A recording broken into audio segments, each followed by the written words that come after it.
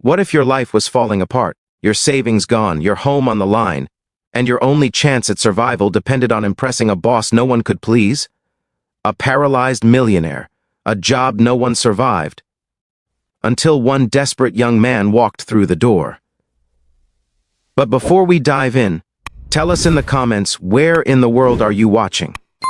Ethan Cole sat on the cold marble bench of the towering glass lobby, trying not to fidget. His hands were clammy, and the folder containing his resume felt like it weighed 10 times more than it actually did.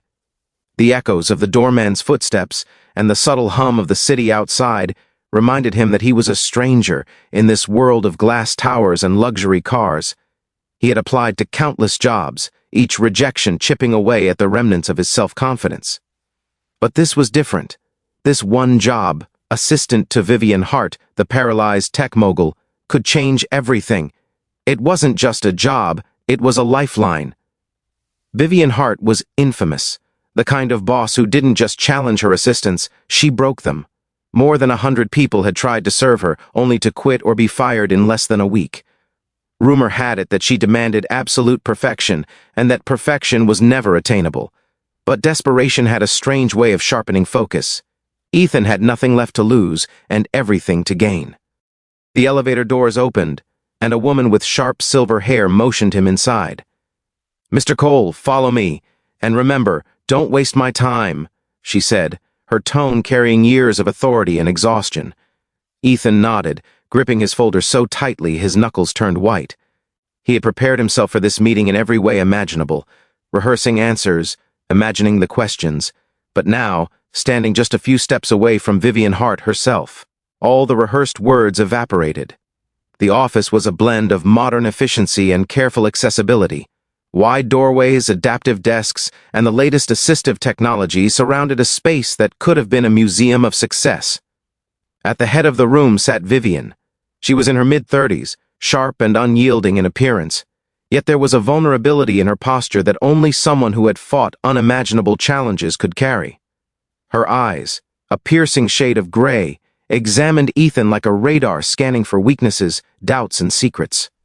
"Sit," she commanded, and Ethan obeyed, feeling the leather chair swallow him. She didn't look at his resume.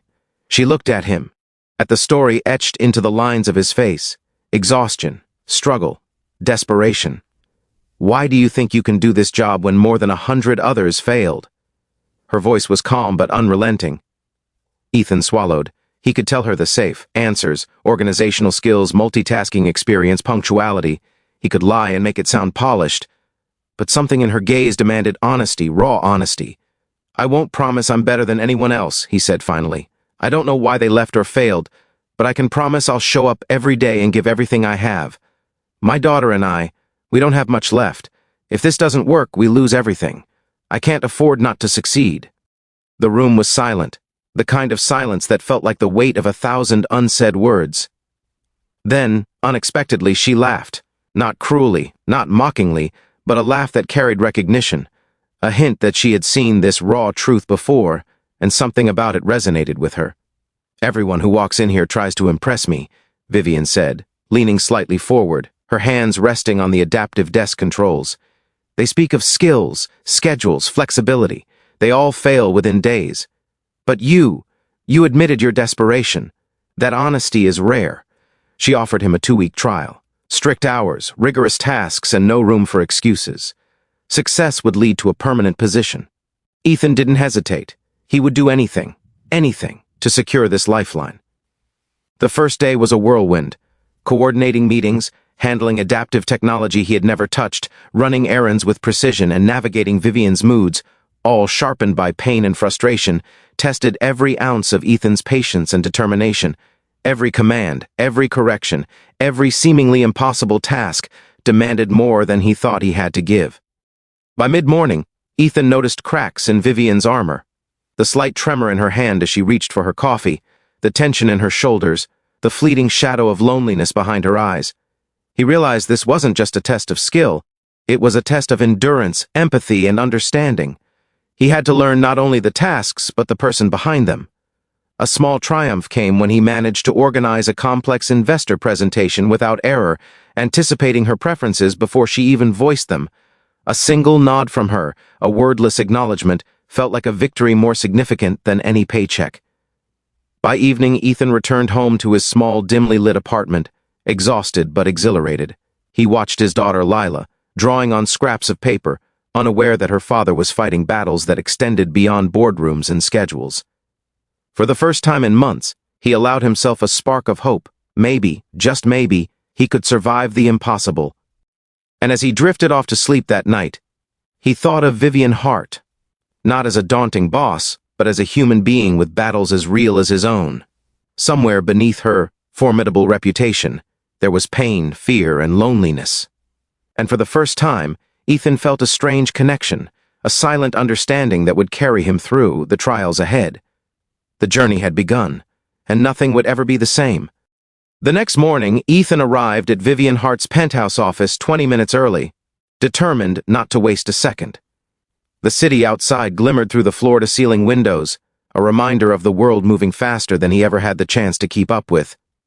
He was met at the door by Marissa, Vivian's longtime executive aide, who seemed to radiate efficiency and skepticism in equal measure. "Be prepared," she warned quietly. "Today's a trial within a trial." Vivian was already at her desk, her gray eyes fixed on a glowing screen, the sharp lines of her expression betraying a restless energy that Ethan knew all too well. The morning started like a storm. Emails, calls, scheduling conflicts, all cascading at a pace designed to crush lesser assistants. She demanded precision and clarity, yet even when he executed tasks flawlessly, there was always something more, a new layer to unravel, a hidden standard to meet. Ethan felt the weight of every expectation pressing down on him. Each correction from Vivian wasn't just feedback. It was a challenge, a test to see if he could endure, not just the work, but the energy she radiated. Her pain was silent yet palpable, evident in subtle tremors of her hands, the tight set of her shoulders, the occasional wince when she shifted in her wheelchair. He realized quickly that empathy wasn't optional, it was survival. By mid-morning, he found himself driving her to a critical board meeting. The car ride was quiet, filled with the rhythmic pulse of Manhattan traffic. For a brief moment, Vivian broke the silence. "You're quiet," she observed, her tone surprisingly soft. Ethan glanced at her, unsure how much honesty to reveal. "I'm focused," he said simply. That was true, but there was more. He was absorbing every detail, every nuance of her expectations, and trying to anticipate problems before they appeared. Vivian gave a faint, approving nod. Small victories were precious here. The boardroom was intimidating. Vivian's team of executives were seasoned, confident, and sharp. Ethan helped set up her presentation, double-checking every figure, every slide, every detail she might notice. When she began speaking, something extraordinary happened. The transformation was immediate. The woman who had seemed almost fragile in her penthouse office became a force of clarity and vision, commanding attention, articulating innovation, and responding to hard questions with confidence that left the room in awe. Ethan watched, part in disbelief and part in admiration, as Vivian Hart wielded brilliance like a weapon. Returning from the meeting, Ethan noticed something in her expression, a mixture of exhaustion and relief. "Good work," she said quietly, almost to herself. That was praise by Vivian's standards, and he savored it silently, yet there was no time to rest. The afternoon brought more challenges, coordinating medical appointments, managing complicated travel arrangements, and deciphering a flurry of last-minute emails. Every task demanded quick thinking, patience, and unwavering calm under pressure. By late afternoon, a new kind of challenge emerged. Vivian's physical therapist had called to discuss an experimental treatment designed to restore some mobility. The procedure was intensive, painful, and uncertain. "I might be attempting something risky," she admitted, her eyes betraying a flicker of fear she rarely allowed to surface. Ethan realized then that this job was about more than skill, it was about presence, trust, and courage. If she attempted this treatment, he would be by her side no matter how challenging the journey became. Later, when Ethan helped her back to the wheelchair after a long day, she paused, her gaze distant. "Most people wouldn't stay," she murmured. "They'd walk away from this. From me." Ethan met her eyes steadily. "I'm not most people," he said firmly. The room was silent, but the words lingered, unspoken yet understood. He wasn't here just to do a job, he was here to witness her resilience, to support it, and to earn her trust, not with words, but with unwavering commitment. That night, Ethan returned home to Lila, and for the first time in days he allowed himself to smile. The challenges were daunting, and the path ahead was uncertain, but he had proven to himself that he could rise to the occasion. More than that, he had begun to understand Vivian Hart, not just as a boss, but as a woman who carried her own battles silently, who demanded excellence not out of cruelty, but out of a relentless drive to reclaim control over her life.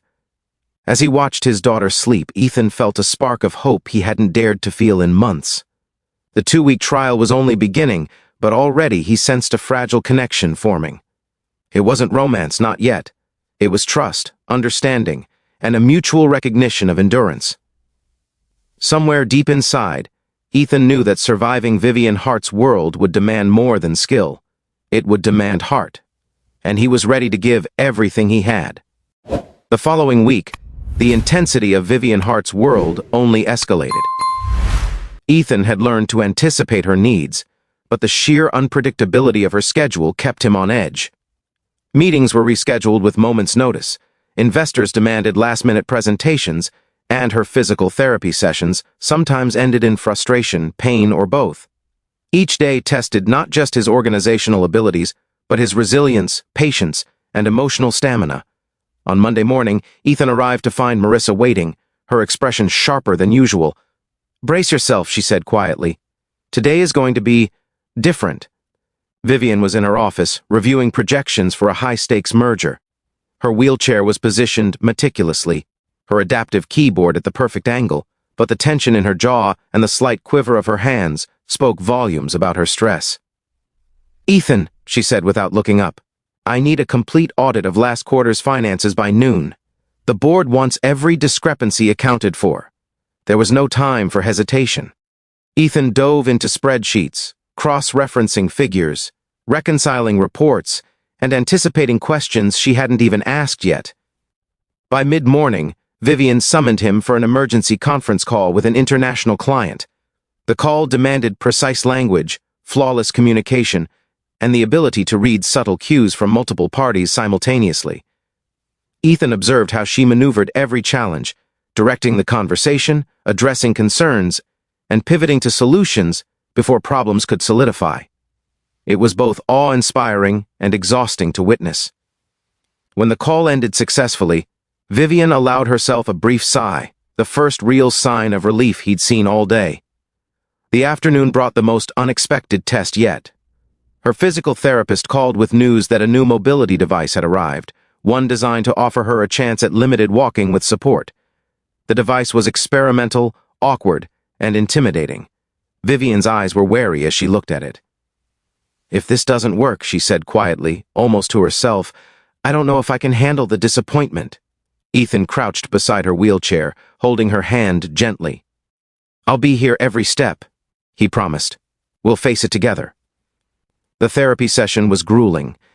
Each step required immense concentration and effort, Vivian pushing through pain, frustration, and fear. Ethan stayed at her side, offering support without smothering, adjusting the device when necessary, and providing encouragement only when it was genuinely needed. Hours passed in a haze of effort, sweat, and determination, until finally Vivian managed a few steady steps on her own. Tears welled in her eyes, and Ethan felt a surge of pride mixed with profound respect. This was no longer just about assisting a boss, it was about witnessing courage in its purest form. Returning to the office, Vivian, though physically exhausted, demanded attention to detail. She needed emails drafted, proposals polished, and schedules realigned for the next 2 days. Ethan, though drained, moved with efficiency, his mind now accustomed to the rhythm of her relentless expectations. When she finally gave him a rare nod of approval, it felt like the first genuine acknowledgement of his presence, not just as an assistant, but as someone capable of keeping pace with her extraordinary life. Evening arrived, and the city lights outside the penthouse glimmered like distant stars. Ethan drove home, replaying the day in his mind. The challenges had been monumental, yet he felt an unexpected surge of confidence. He realized that the trial period was not merely a test of skill but of character. He had begun to understand Vivian not just as a demanding employer, but as a person. Someone who had endured immense hardship, who carried pain and determination in equal measure, and who trusted him more with every passing day. At home, he found Lila waiting with a simple dinner and a warm smile. The contrast between the chaos of his day and the calm of home was stark, but necessary. He realized that his world had shifted. Survival was no longer enough. He had begun to thrive, learning not just to manage Vivian's expectations, but to anticipate them, to adapt, and to support someone extraordinary in ways that demanded the best of him. Later that night, as he watched Lila sleep, Ethan reflected on the week's lessons. He had confronted exhaustion, stress, and the fear of failure, yet he had emerged stronger, more patient, and more resilient. Vivian's challenges were unlike any he had faced before, but they had revealed a strength within himself he hadn't known existed, and deep down, he felt a growing connection, not just professional but personal, a recognition that trust, empathy, and presence could form bonds stronger than any contract or paycheck. As Ethan prepared for the next day, he felt a quiet determination settle over him. The road ahead would be long, filled with unpredictability, pain, and triumphs alike. But he had discovered something vital. True endurance was not about perfection. It was about showing up, refusing to walk away, and believing in the potential for growth, both in himself and in Vivian Hart. And for the first time in months, he felt an unshakable sense of purpose. The weeks turned into months, and Ethan's rhythm with Vivian Hart deepened into something rare, a seamless dance of precision, trust, and subtle understanding. He no longer simply reacted to her demands, he anticipated them, reading the small shifts in her posture, the fleeting flickers of tension in her eyes, the nearly imperceptible tightening of her jaw. Every day brought challenges that would have broken others, yet Ethan found a steady strength he hadn't known he possessed. One crisp spring morning, Vivian's physical therapist arrived with an ambitious new plan. "Today is different," he said. "We're introducing partial independent mobility. With careful guidance, you may be able to stand and take small steps without support." Vivian's eyes flickered between hope and hesitation. The raw vulnerability beneath her poised exterior laid bare. Ethan knelt beside her wheelchair, grasping her hand gently. "Whatever happens," he said, "I'll be right here. You're not doing this alone." She gave him a faint nod, the faintest tremor in her lips betraying nerves that mirrored his own excitement. The session began, each movement deliberate and tentative. Ethan mirrored her focus, offering a steady presence rather than words of encouragement, knowing that sometimes silence could speak louder than reassurance. The first few steps were shaky, nearly faltering, but Vivian's determination was unyielding. Ethan felt the immense weight of history in every motion, the years lost to injury, the loneliness of having people walk away, the endless grind of expectations and disappointment. And yet, step by step, she moved forward. Hours passed, each increment of progress a testament to relentless resilience. At one point, Vivian paused, breath shallow, eyes glistening. "I can't believe I'm doing this," she whispered, almost to herself. Ethan squeezed her hand. "Believe it, you've been doing this every day, even when it seemed impossible." Her lips quivered in a faint smile, the first unguarded expression he had seen in weeks. And in that moment, Ethan understood something profound. The job that had once seemed insurmountable was no longer just about tasks and schedules. It was about witnessing and participating in the quiet reclamation of a life that had been interrupted, but never defeated. After the session back at the penthouse, Vivian rested briefly, her exhaustion palpable yet tempered by exhilaration. She turned to Ethan, her gaze lingering. "You've stayed," she said softly, almost as a statement to herself. "No one else did. You didn't just survive my world, you became part of it." Ethan felt a warmth he couldn't describe, a mixture of pride, respect, and an unexpected tenderness. He had arrived with nothing but necessity and desperation. He now left each day carrying purpose, connection, and a sense of belonging he hadn't dared hope for. The dynamic between them subtly shifted over the coming months. While professionalism remained, layers of vulnerability began to surface. Shared conversations about loss, moments of quiet laughter over small absurdities, and the occasional hesitant insight into dreams and regrets. Vivian, once an enigma of brilliance and unapproachable command, started to reveal herself as a woman shaped by both triumph and hardship. Ethan responded with unwavering steadiness, offering empathy without judgment, support without overreach. One late afternoon, as Ethan reviewed upcoming schedules for a critical investor presentation, Vivian approached quietly, leaning on her wheelchair but with an air of tentative confidence. "Ethan," she said softly, "come here for a moment." He stepped closer, sensing a gravity in her tone. She gestured toward a small corner of the office where she had carefully placed parallel bars, her next step toward independent mobility. "I want to try walking to the window," she said, eyes fixed on the city skyline beyond. "And I want you to be there." Ethan's heart pounded. This wasn't just a physical exercise. It was an emblem of trust, courage, and shared determination. The attempt was slow, painstaking, and sometimes faltering. Ethan kept a hand ready, but allowed her autonomy wherever possible. Step by step, Vivian Hart moved across the room, each inch a testament to resilience, patience, and the unseen bond between them. When she reached the window and turned to face him, standing unassisted albeit supported by resolve, the room felt charged with something sacred, a quiet victory over years of pain, loss, and isolation. Ethan's eyes filled with admiration and an emotion that bordered on awe. "You did it," he said, voice thick with feeling. "I knew you could." And for once, Vivian allowed herself to truly smile, unguarded, authentic, and radiant. That evening, as they prepared to leave, Vivian stopped. "Ethan," she began hesitantly, "I need you to know something." He turned, sensing the weight in her words. "You didn't just survive working for me," she continued. "You stayed when everyone else left. You believed in me when I doubted myself. And you became more than an assistant. You became a part of my life." Ethan's throat tightened. The journey from desperation to purpose had brought him here, standing alongside someone who had once seemed untouchable. "And you've become part of mine," he replied, voice steady but full of feeling. In the weeks that followed, their bond deepened further. Tasks were still demanding, schedules relentless, and the city's pace unyielding.